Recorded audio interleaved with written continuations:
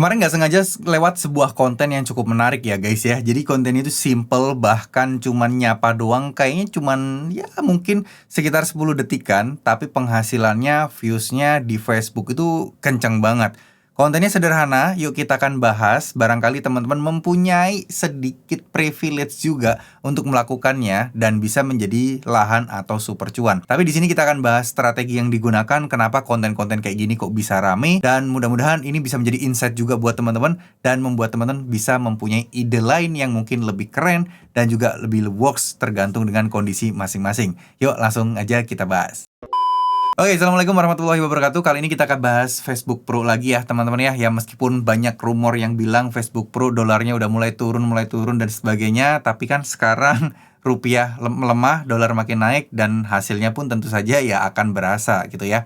Tapi overall memang kalau dibandingkan zaman dulu ya, mungkin sekitar 1 tahun yang lalu, itu memang beda banget ya. Penghasilan dolar dari segi views dan dolar itu memang Facebook Pro itu gede banget gitu zaman dulu. Nah sekarang ini udah mulai nggak seberapa. Tapi kalau jumlah viewsnya kenceng, konten kalian viral, ya tentu saja akan gede-gede juga dan lumayan lah ya. Apalagi membuat kontennya itu kan masih banyak kayak niche-niche atau kategori-kategori yang bisa kalian explore. Oke, jadi langsung aja saya akan coba record screen ya teman-teman ya, biar teman-teman bisa ada gambaran juga. Oke, jadi ini ada sebuah akun, dan akun ini memang akun yang udah besar banget ya teman-teman ya. Namanya adalah Kak Nur Fitriani teman-teman, udah 2,4 juta followernya juga ya teman-teman. Dan ini kontennya saya scroll dari atas ke bawah gitu ya. Hampir kebanyakan kontennya itu nggak lama, durasinya itu cuma sebentar. Dan ini kalau kalian inget-inget yang mungkin zaman-zaman dulu yang rame di Facebook itu kan salam interaksi, saling sapa, apapun itulah ya, yang membuat konten-konten tersebut komentarnya banyak, akhirnya dianggap algoritma menjadi konten yang menarik karena engagementnya tinggi ya, banyak di like, banyak di komen dan seterusnya. Jadi kalau saya perhatikan hampir dari dulu ya teman-teman ya, ini konten yang udah lama banget tuh. Beliau ini kan infonya kan berada di Amerika ya teman-teman ya. Jadi ini merupakan sebuah privilege juga dari setiap konten yang beliau ini. Backgroundnya itu udah udah jadi hook tersendiri, udah jadi visual hook. Jadi dari Amerika kayak salam-salam atau apa gitu ya bahasanya tuh. Coba ya, kita satu nih. Tuh, buat kalian yang jangkauannya masih jauh, ini viewsnya masih sedikit gitu, sini saling sapa gitu. Ini ada lagi nih. Yakin gak mau kenalan sama aku? Tuh.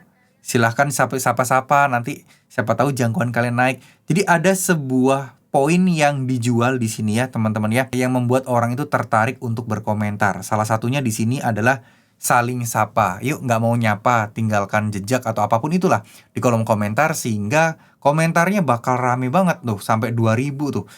Kontennya aja 12 detik ya. Kita lagi nih, kontennya 12 detik kan, rata-rata 12 detik. Tuh, ini 13 detik.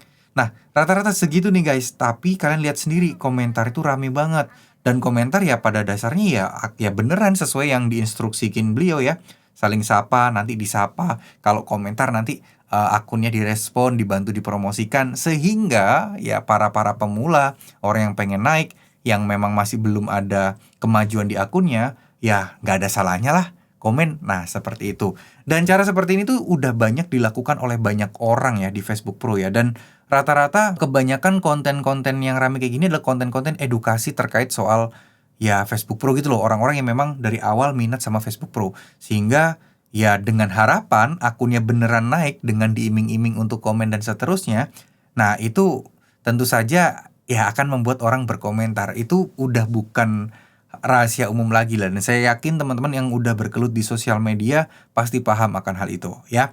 Nah cuman untuk memulai konten kayak gini agak susah karena beliau ini udah punya modal follower yang sangat-sangat banyak. Jadi ketika dia ngomong apapun, saling sapa apapun, ya dia mempunyai pegangan yang kuat karena ya dia pengikutnya banyak.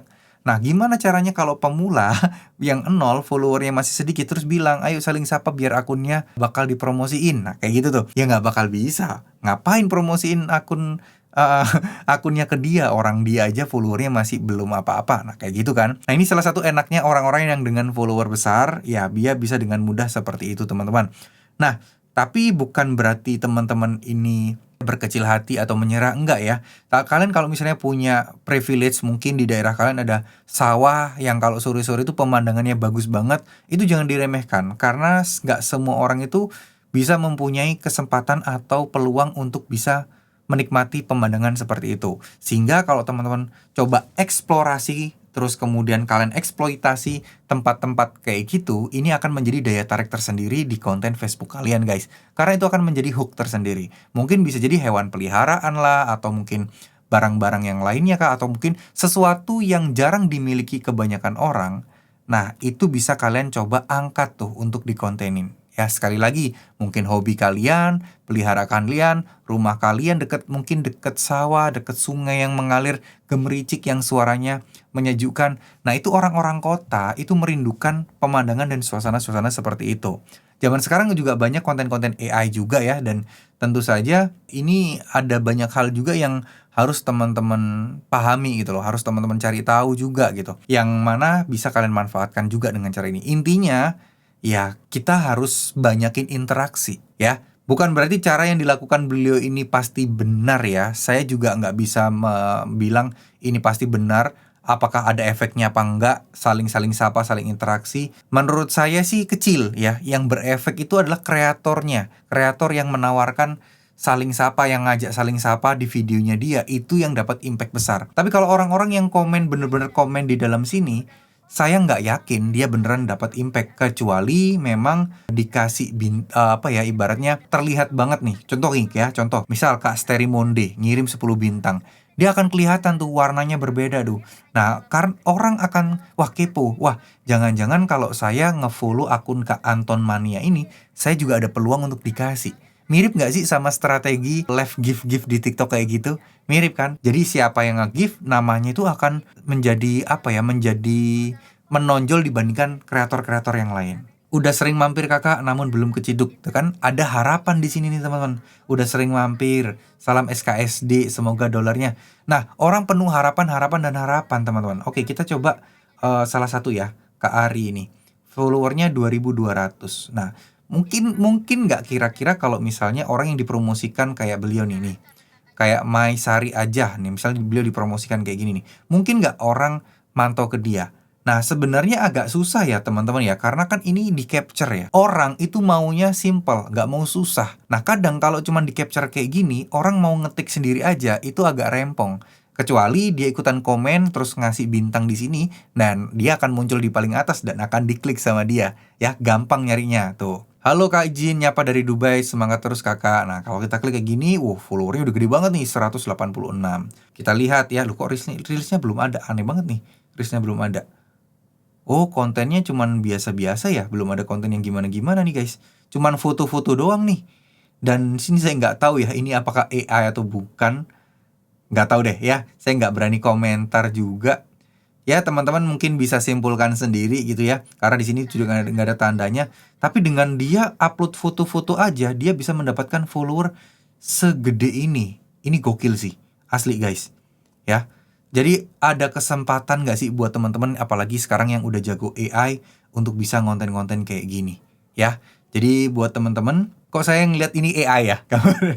Nggak tahu deh, menurut teman-teman gimana, ini AI apa bukan? Tuh. Jadi dengan pamer-pamer penghasilan, dengan pamer pencapaian, yaitu orang di Facebook itu cenderung lebih suka gitu loh, lebih gampang berinteraksi. Intinya dari semua ini adalah ya balik lagi nih teman-teman, ya ada sesuatu yang orang lain nggak punya, nggak yang kalian punya. Nah itu dia tuh, dari situ akan mempunyai daya tarik tersendiri untuk orang nontonin konten kalian. Nah ini yang PR buat kita semua yang bingung untuk nyari ide.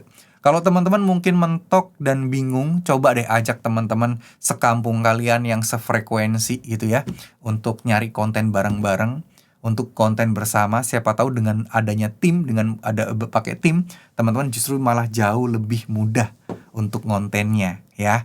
Nah itu sekilas aja informasi dari saya. Saya juga ada kepikiran juga, kayaknya menarik juga sih bikin-bikin konten yang sederhana-sederhana aja. Tapi ya tentunya kalau untuk pemain baru-baru nggak bisa langsung jalan. Pasti kita harus memberikan value atau manfaat dulu deh kepada orang lain.